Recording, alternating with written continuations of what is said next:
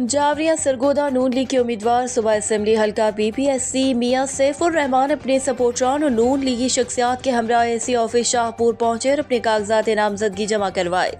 रवानगी से कबल नून लीगी शख्सियात और नून लीगी सपोर्टर्स वकास पेट्रोलियम जावरिया पर जमा हुए, जिनमें सरदार अख्तर हयात मेकन, सरदार जुल्फिकार हुसैन मेकन, मियां मोहम्मद अयूब भट्टी, सरदार खालिक नवाज मेकन, मलिक मसूद अहमद आवान, नायब सदर नून लीग तहसील शाहपुर ख्वाजा मोहम्मद अशफाक, हसनैन उमर सयाल, माहिर इमदादुल्ला लक, साबिक वाइस चेयरमैन ख्वाजा आबाद, मियां उमर हयात कोट कम्बू,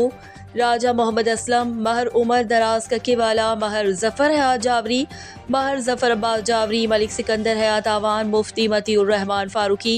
काजी अब्दुल समी समेत कालरा, गंगवाल जावरी और कोट भाई खान के नून लीगी वर्कर शामिल थे। रवानगी से कबल मुफ्ती मतीउर रहमान ने दुआए खैर करवाई। रिपोर्ट हाजी जफ़र अब्बास, जावरिया तहसील शाहपुर, जिला सरगोदा।